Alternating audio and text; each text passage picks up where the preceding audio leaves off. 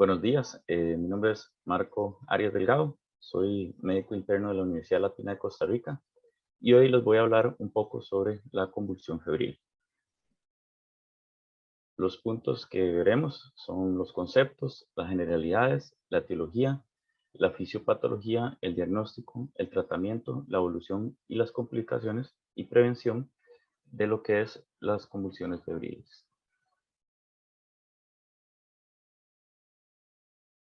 En cuanto a conceptos generales, la temperatura corporal normal de una persona es de 36.1 centígrados y 37.2 centígrados, entre ese rango. El estado febrícula es un estado de una elevación de la temperatura de 37.2 grados centígrados por encima de eso y no supera el grado centígrado eh, por encima. En cuanto a fiebre, la elevación es de 1 a 4 grados de la temperatura corporal normal, junto con una elevación del punto de ajuste hipotalámico. En cuanto a la hiperpirexia, es una temperatura superior a 41.5 centígrados que pueden aparecer en infecciones graves o hemorragias del sistema nervioso central. En cuanto a la convulsión, una convulsión es un fenómeno paroxístico debido a las descargas anormales, excesivas e hipersincrónicas de un grupo de neuronas del sistema nervioso central de etiología variada. Y según sea la distribución de las descargas, esta actividad puede manifestarse de diferentes formas. Aquí les muestro tres definiciones de convulsión febril de acuerdo a tres autores diferentes. Rolo indica que la convulsión febril es un evento que se presenta entre los 3 meses y los 5 años de edad, asociado a fiebre de al menos 39 grados centígrados de temperatura rectal en ausencia de infección intracraneal u otra causa neurológica definida. Ramírez indica que es un cuadro gripal común o una enfermedad de base que produce temperaturas de 38 a 38.5 centígrados en adelante y esto puede ser suficiente para provocar la convulsión. En cuanto a Rees, él indica que ocurre en niños entre los 6 meses y los 5 años de edad con una incidencia máxima a los 18 meses. La temperatura asociada con el proceso infeccioso es frecuentemente mayor a 38,4 grados centígrados. En cuanto a generalidades, vamos a hablar de epidemiología, clasificación, factores de riesgo y pronóstico de las convulsiones febriles.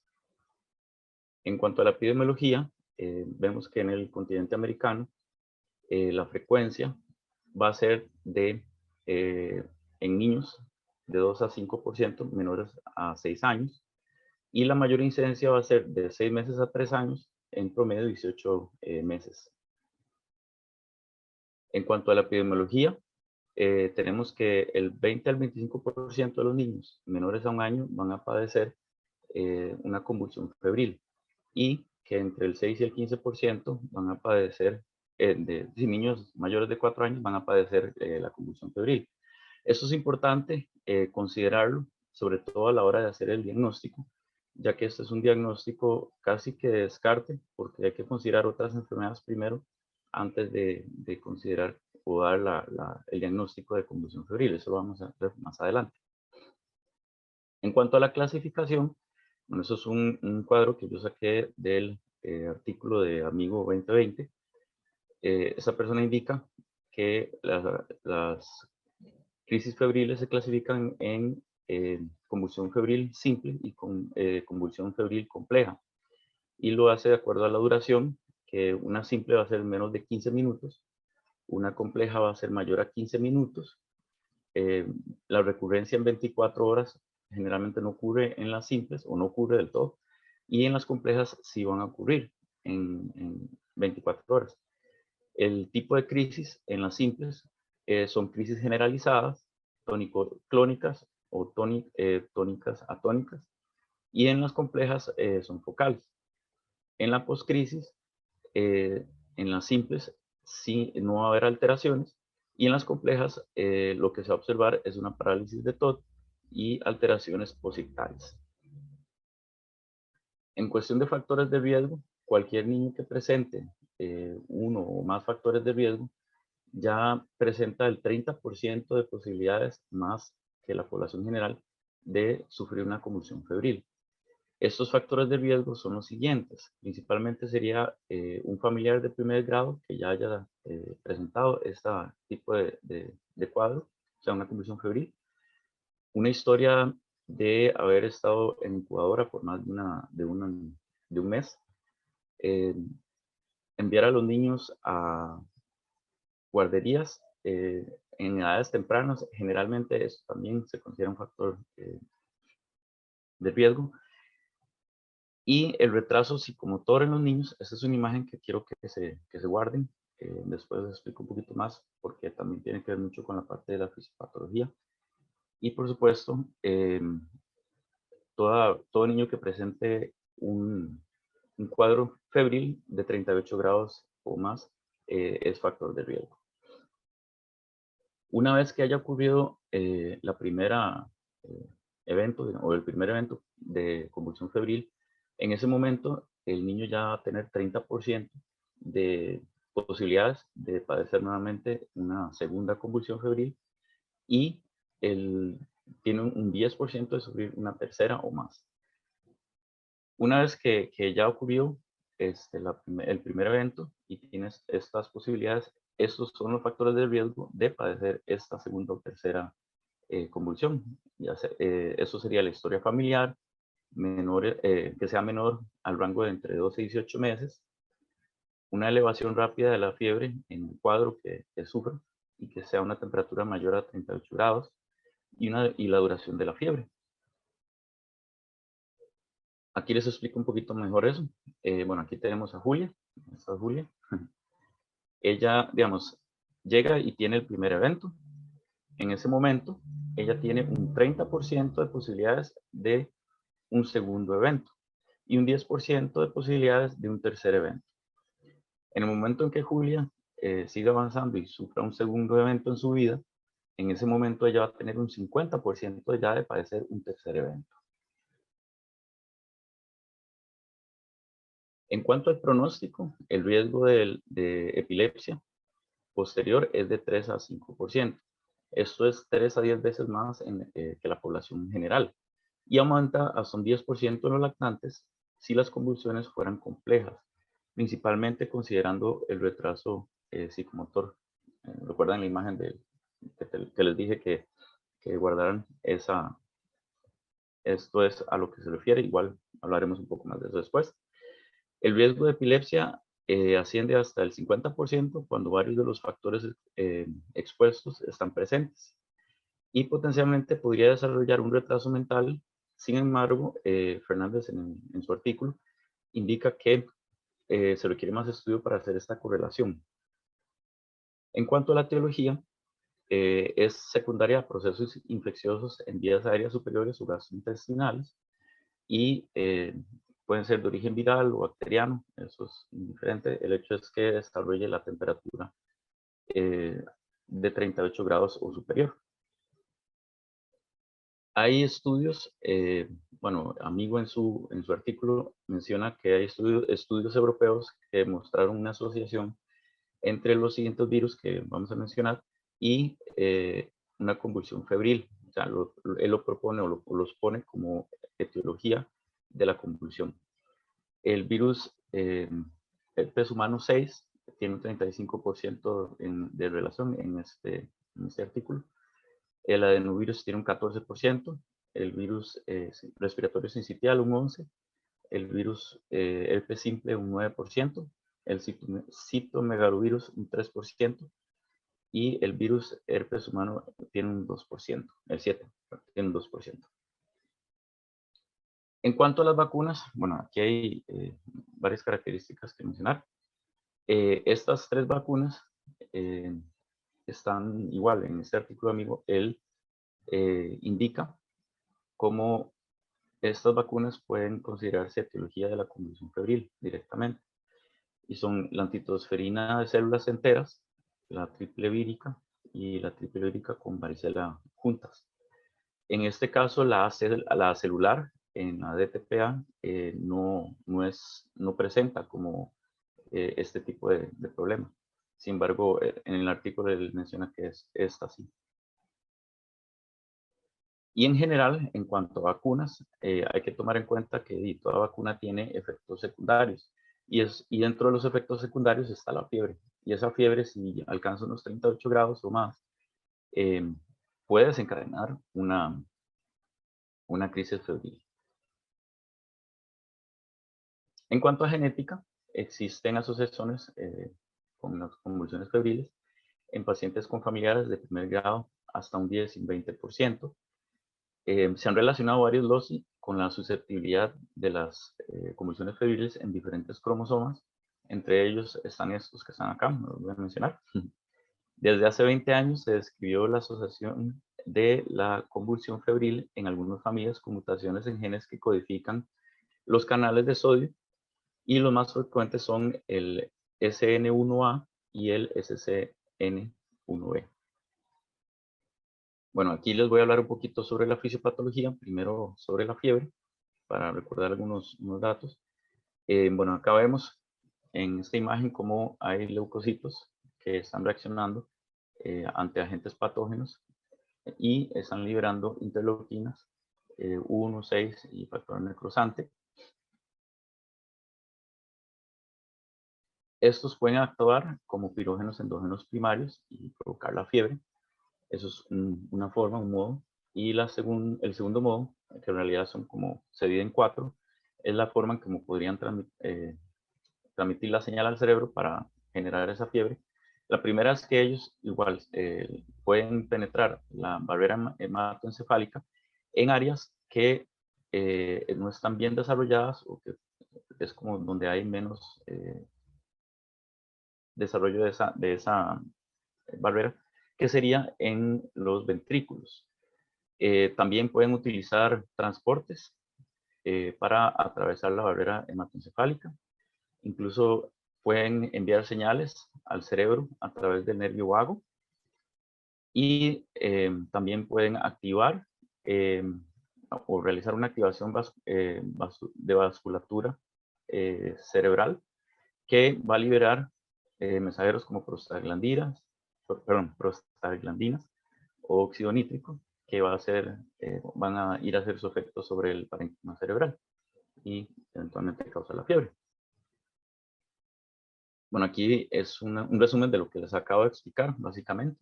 Entonces tenemos las infecciones y todo lo demás que pueda hacer una liberación de interleuquinas. Estas pueden actuar directamente o pueden actuar por los diferentes mecanismos para causar lo que es la fiebre. Y esa fiebre, aquí ya sí hablamos un poquito sobre la fisiopatología de la convulsión febril, la cual en los artículos en general ellos hablan de que no están como muy bien descrita. Sin embargo, ellos sí lograron identificar como factores que pueden crear una susceptibilidad, y sobre todo una susceptibilidad por inmadurez neurológica. Entonces regreso nuevamente a la imagen del retraso psicomotor, que también es un indicador de este asunto. Por eso les dije lo de la imagen. Bueno, acá vemos de los factores que pueden generar una susceptibilidad o indican una susceptibilidad por inmadurez neurológica.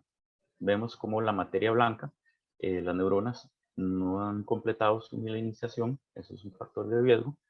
También la falta de migración neurológica, o que no se ha completado. También que haya menos conexiones entre neuronas, eso es considerado también factor. Y un alto consumo de oxígeno por parte del cerebro. Todo esto me va a generar un cerebro que es susceptible a una convulsión febril. Entonces, este cerebro, ante una crisis en la que se desarrolle una temperatura de 38 grados centígrados o más, va a generar o tiene más posibilidades de llegar a generar una convulsión febril. En cuanto al diagnóstico, bueno, aquí les voy a hablar un poquito del cuadro clínico, el diagnóstico de convulsión febril y el diagnóstico diferencial. Bueno, el cuadro clínico va a ser un niño típico, va a ser un niño de 18 meses que presenta un proceso febril en cuestión de menos de 24 horas a causa de una infección de vías aéreas o gastrointestinales. que tiene una fiebre de 38 grados centígrados y que hace una crisis generalizada tónico-clónica. Eso es como el cuadro clínico característico de esta patología. Hay que tener varias consideraciones. Es muy importante la historia clínica en este tipo de patología, sobre todo recolectar antecedentes personales y, bueno, también los familiares, muy importante en la parte de antecedentes, y detallar la convulsión para hacer la clasificación. También a la hora de tomar decisiones en cuanto a tratamiento, eso es muy importante. La sintomatología de las infecciones asociadas también para la cuestión de diagnósticos diferenciales. Acá les muestro un esquema que Ramírez muestra en su artículo, en el que describe diagnósticos diferenciales, y estos son los principales. Infecciones del sistema nervioso central, como meningitis o encefalitis, y otros factores de crisis en niños con fiebres, y, bueno, enfermedades sistémicas, por ejemplo, traumas craneoencefálicos, intoxicación, desequilibrio electrolítico o hipoglicemia. Y hay algo muy importante que es desencadenantes de la convulsión y fiebre en niños con epilepsia.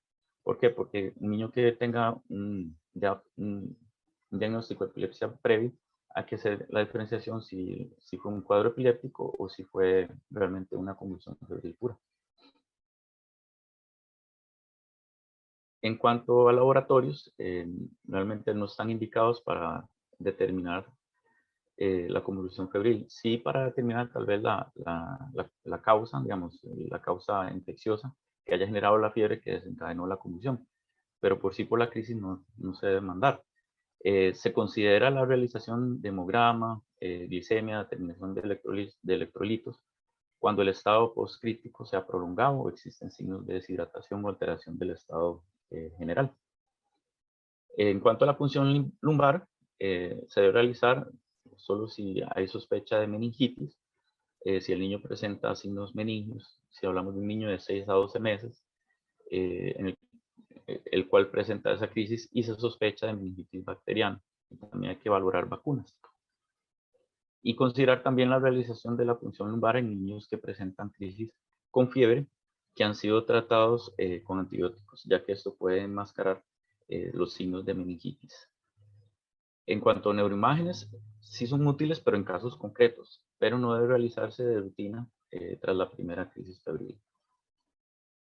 En cuanto al tratamiento, tenemos tratamiento para convulsión febril única resuelta, igual para la convulsión febril única.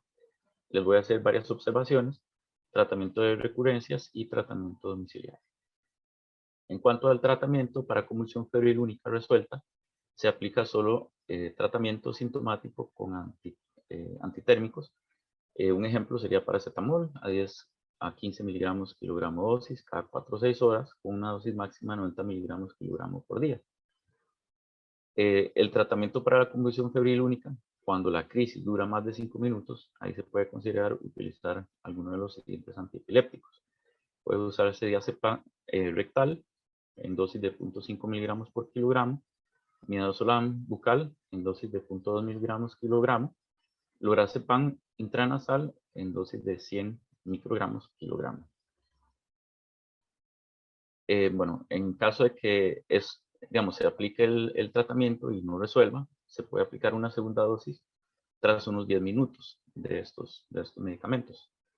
Y si resuelve, entonces se da de alta. Ahí vamos a ver las observaciones más adelante. Y si no resuelve, hay que seguir un protocolo de acuerdo a lo que el centro de salud indica. Aquí hay un ejemplo que se puede seguir en cuanto a ese protocolo. Y hay dos opciones, que se puede hacer nada vía oral y a través de vía rectal. Y vía intravenosa sería la otra opción. En vía rectal se puede aplicar diazepam en las dosis que están indicadas ahí y repetir cada 2 minutos. En caso de intravenoso, igual se puede usar el diazepam o midazolam. Y en caso de que no responda, se mantiene, o sea, se seguiría con la fenitoína o el ácido valproico. Igual si no responde, seguir con fenobarbital y seguir con anestesia o ya cuidados intensivos de acuerdo a lo que sea requerido por el paciente. Bueno, las observaciones que me refería a cuando uno ya da de alta,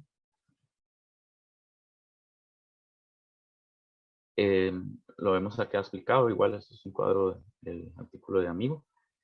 Hay que considerar que, digamos, si es un primer episodio y es menor de 18 meses o es un segundo o posterior episodios, no se recomienda una observación de 24 horas, pero si es, perdón, mayor de 18 meses, ahí me equivoqué, dije menor. Si es mayor de 18 meses o es una segunda pues, o posterior episodio, ahí no se indica la observación. Ahora, si es menor de 18 meses o si es una crisis febril compleja o no hay historia familiar, entonces ahí sí se recomienda la observación por 24 horas. Generalmente esto es porque en las primeras 24 horas es donde se desencadena la convulsión. En cuanto a tratamiento de recurrencias, bueno, los antitérmicos, que ya hemos mencionado uno, que era el paracetamol, también se puede usar el diclofenaco. De niños de 1 a 12 años se puede usar de 0.5 a 3 miligramos kilogramo día y repartir entre 2 a 4 dosis, máximo de 150 miligramos día. Y los niños mayores a 12 años, la dosis inicial es de 50 miligramos cada 8 o 12 horas y la dosis de mantenimiento es de 50 miligramos cada 12 horas igual. Y en cuanto a antiepilépticos, lo que es la evaluación de beneficio contra los efectos secundarios, realmente no hay una razón por la cual se deben de dar. Sin embargo, sí se van a dar en pacientes que presenten crisis muy frecuentes, 3 o más en 6 meses o 4 o más en un año, y en pacientes con historia de crisis prolongada o duración mayor a 15 minutos o que requieran tratamiento farmacológico para detener la crisis. Eso, bueno, de los antiepilépticos, diazepam rectal, oral, al inicio de la fiebre, con una dosis a 0,4 o 0,5 miligramos kilogramo, pudiendo dar una segunda dosis a las 8 horas. Y nuevamente aquí lo indico que no se considera prolongar el tratamiento más allá de ese tiempo, ya que el 98% de las crisis febriles ocurren en las primeras 24 horas.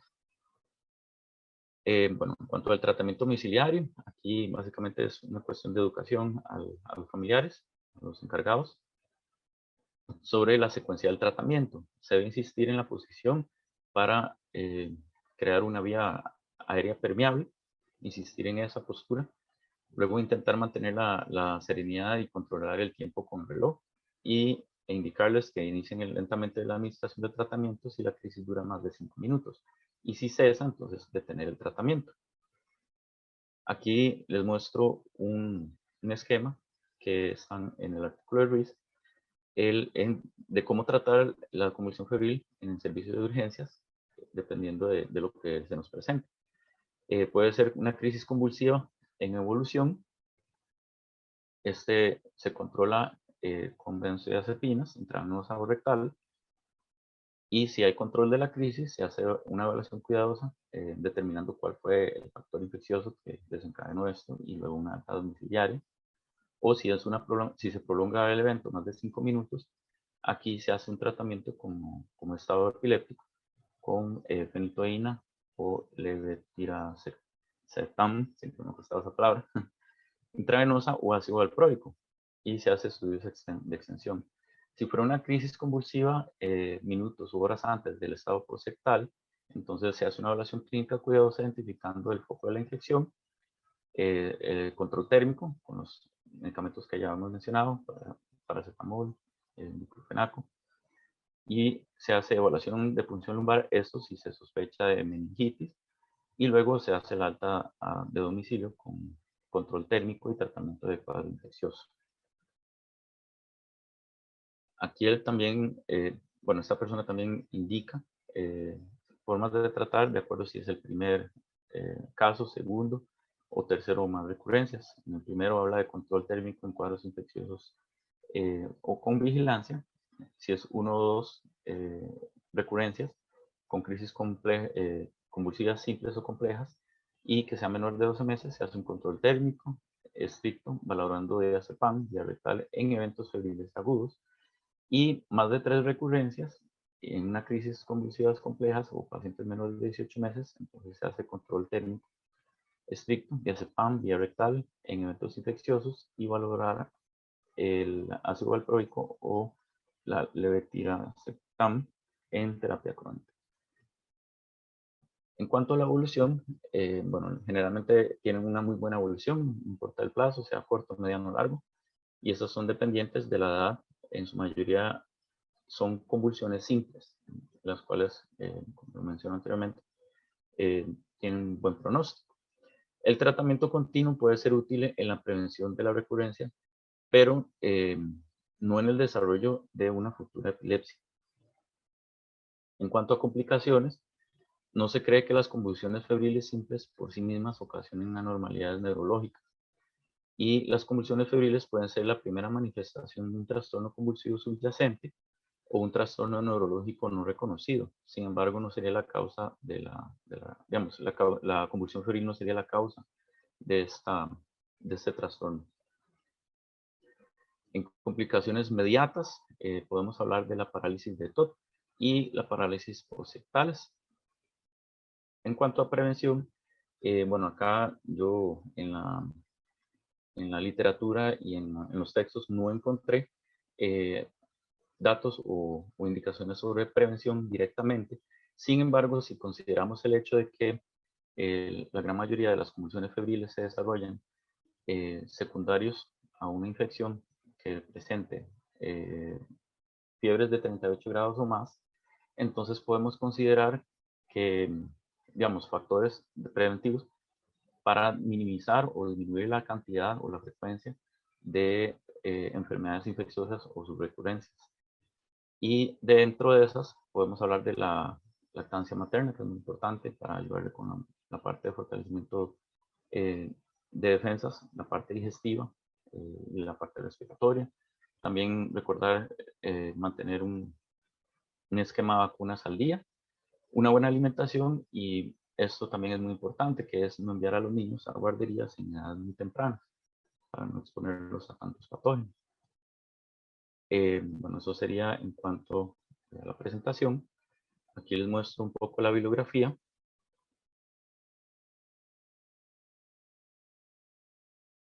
Aquí, bueno, aquí les dejo un anexo que es el tratamiento como estado epiléptico, que era el esquema que les había mostrado, que era cuando no evolucionaba bien, entonces se trata como un estado epiléptico. Entonces hablamos de les dejo aquí información sobre la fenitoína, la levetiracetam y el ácido valproico. Ahí lo pueden leer. Y a esto me refería con el tratamiento de estado epiléptico en este esquema. Y eso sería. Muchas gracias.